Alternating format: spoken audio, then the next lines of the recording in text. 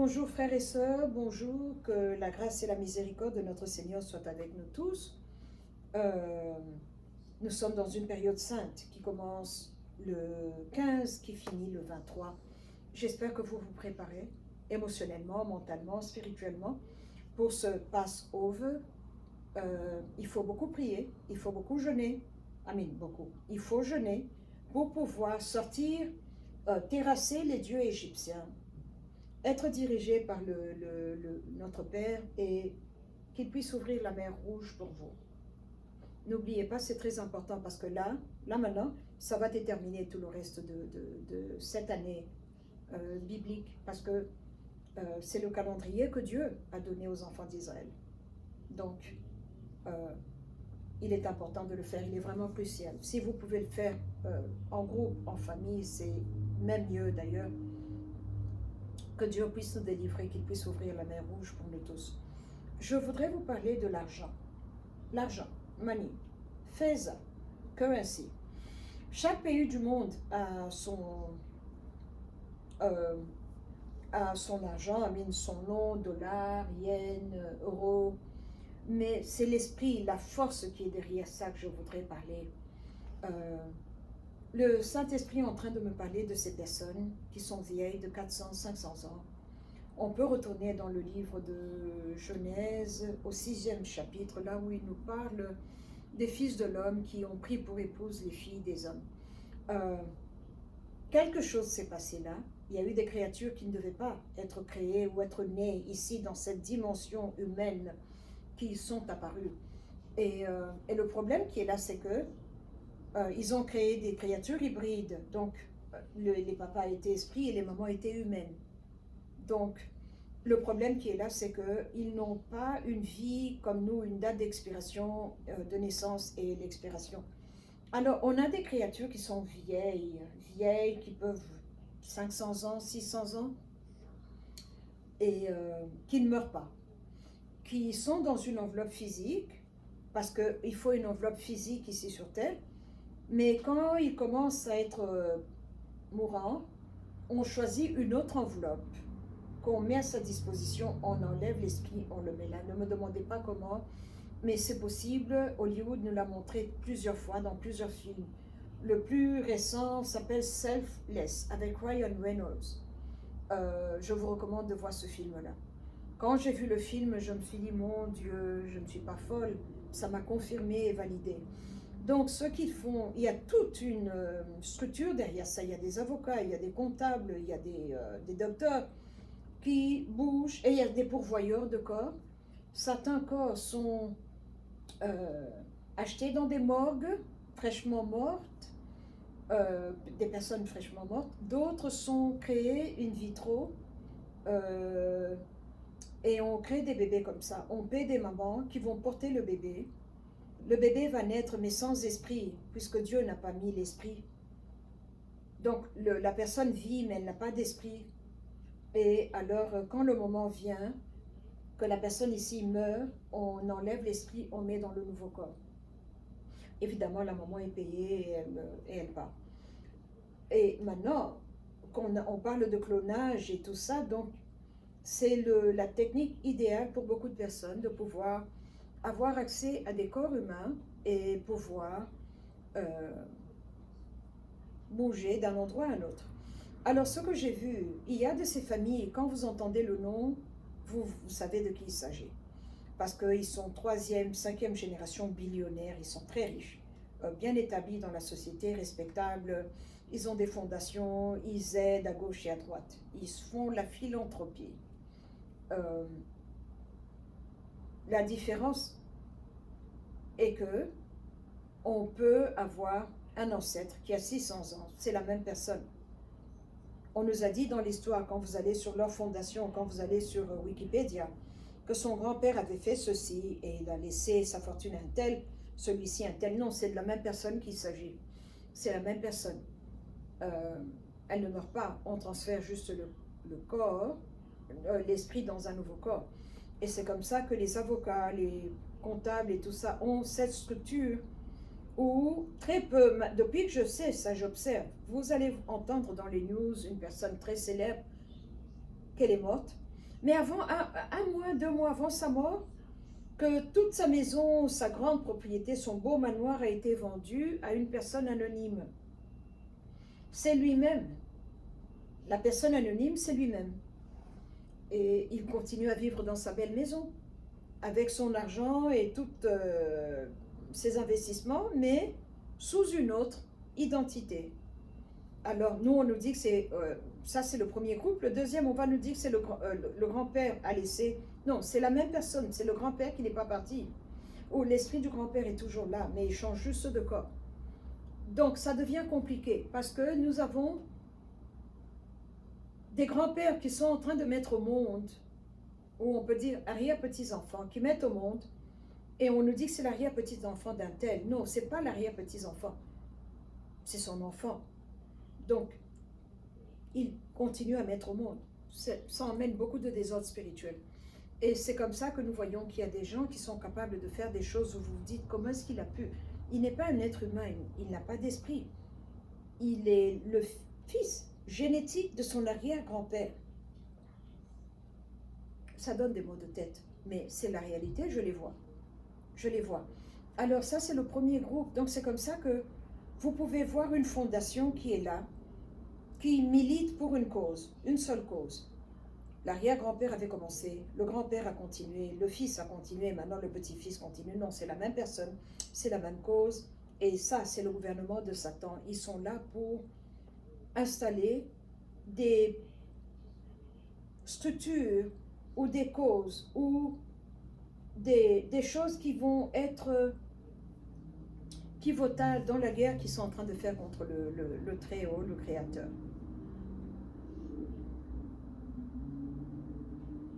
Mais une fois que vous savez, quand la peur est passée, quand je lis les news, quand je vois les créations, les réactions, je me dis, ok, je comprends.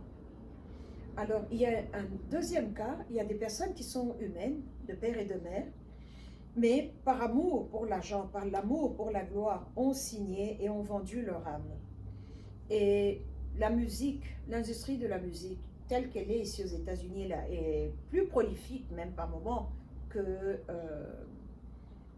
le grand écran ou la télévision. Alors, vous signez votre... Donc, Dieu vous a donné un don, vous avez une belle voix, vous êtes né comme ça. Et les 3 quarts des musiciens ici, surtout dans la communauté noire, viennent de l'église. C'est là où ils étaient dans la chorale, ils ont appris à chanter, à travailler sur leur souffle, la respiration et tout ça. Et alors maintenant, ils vont là et tout le monde applaudit. Mais quelqu'un va vous approcher parce qu'ils aiment ce talent-là, la lumière de l'église, l'onction, qui n'est pas visible, mais qui est là. Ils aiment beaucoup ça. Ils vont venir vous dire, signe ici, et tu ne manqueras plus jamais de rien. Et quand vous faites cela, vous travaillez, vous vivez bien, vous voyagez en jet privé, tout ce dont vous avez besoin. Mais quand vous mourrez, si vous avez des enfants, ils auront une petite portion de vos revenus. Mais le reste va retourner dans l'administration parce que vous étiez leurs travailleurs. Alors maintenant, il y a 2 groupes. Il y a ceux qui sont engagés dans cette cause, que c'est même pas leur enfant biologique, mais c'est des bébés in vitro, des design babies, comme on dit, avec les éléments de la maman, d'un papa ou d'un autre papa, on mélange, on crée une nouvelle chose, l'enfant ne lui ressemble pas du tout. Mais on nous le présente, on nous dit, oh, il est mort, mais il nous a laissé des enfants. Alors tous ceux qui étaient les fans du papa deviennent les fans des enfants. Mais le problème est que les enfants ne sont pas des êtres humains. Ils n'ont pas d'esprit.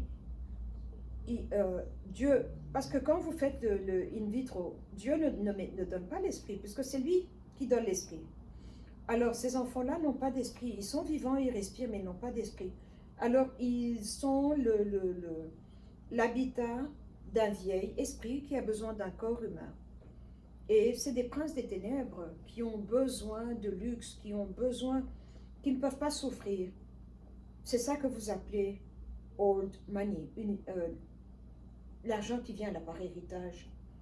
Ou alors vous avez d'autres personnes, comme cette chanteuse qui était une nord-américaine très célèbre, qui est morte, et peu de temps après sa fille est morte aussi, et l'argent est dans un compte. Et oh, nous savons très bien que l'argent ne peut pas rester dans un compte, donc il est utilisé pour une fin. Donc elle travaillait pour cette cause-là. Quand elle a voulu partir, elle est morte. Et on a même tué sa fille comme ça. Ils ont repris leurs finances. Et c'était une leçon qui a fait taire beaucoup de personnes. Parce que vous réalisez que vous vous êtes mis entre leurs mains, donc ils vous tiennent entre leurs mains. Votre souffle est entre eux. C'est eux qui décident. Vous avez laissé le Très-Haut derrière. Donc voilà des réalités auxquelles nous devons, qui existent, qui sont là. Hein. Donc on a des personnes qui peuvent vous parler de leur vie quand le président Garfield était président ou Lincoln était président, parce qu'ils étaient vivants, mais ne sont pas morts. Et c'est comme ça que les choses sont. Alors, l'argent est une force invisible, mais qui est très forte.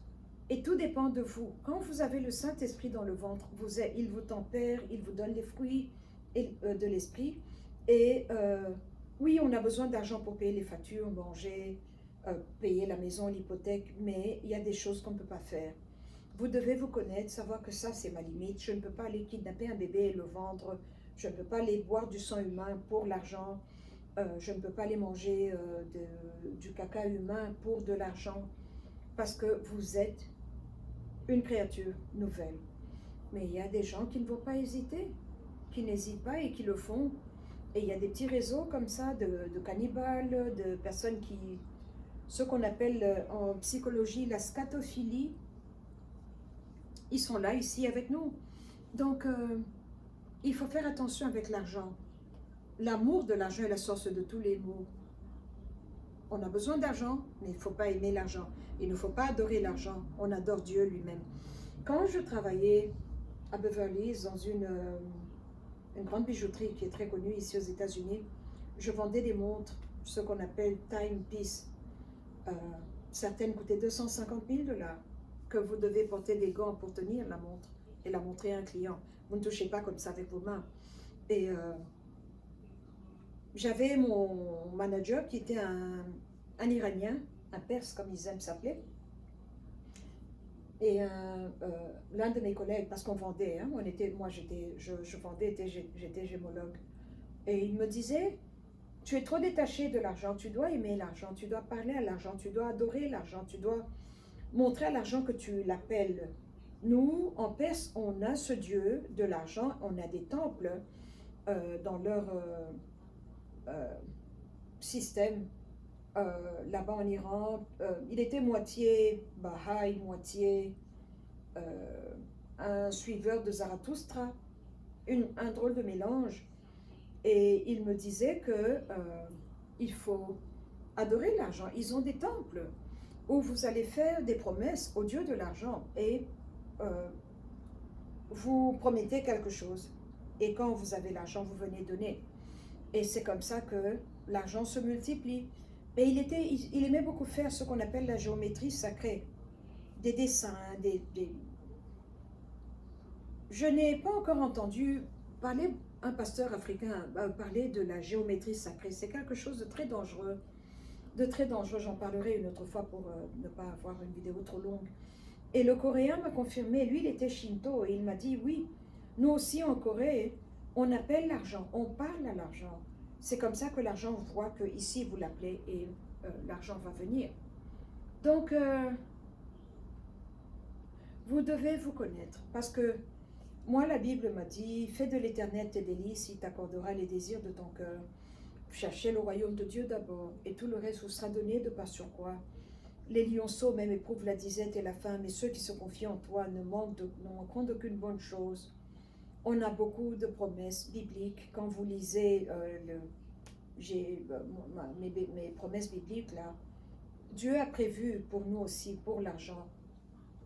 Et la meilleure façon de le faire, c'est de donner la dîme, de se connecter, prendre nos finances, les connecter au royaume de Dieu au travers de la dîme et des offrandes.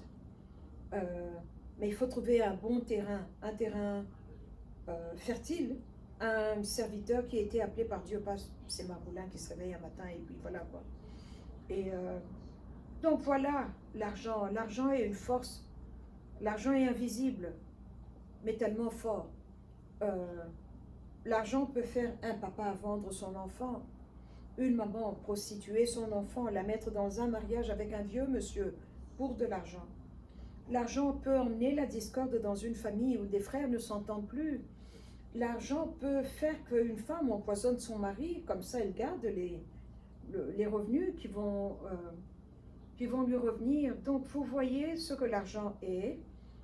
L'argent est fort. On ne doit pas ignorer l'argent. On a besoin d'argent, mais dans le contexte de Dieu. Vous voyez, quand vous suivez Dieu, il vous trace votre chemin et il vous emmène dans la droiture. Et l'argent est droit, l'argent est propre, parce que l'argent peut être sale aussi. L'argent peut être sale. Et ça m'étonne quand je vois ces femmes qui ont 2, 3 hommes mariés avec qui elles couchent, mais qui emmènent la dîme à l'église. Ça, c'est souiller l'œuvre de Dieu, non? C'est souiller et ramener ce pasteur-là en bas. Voilà ce que je voulais vous parler, l'argent. L'argent est compliqué. L'argent peut être sournois si vous permettez à l'argent de prendre le dessus. C'est vous qui devez prendre être au contrôle et pas le contraire. Voilà ce que je voulais vous dire sur l'argent. Il faut faire attention. Il faut faire attention parce qu'on aura des comptes à rendre devant le Très-Haut quand notre moment viendra. Merci beaucoup. Que Dieu vous bénisse.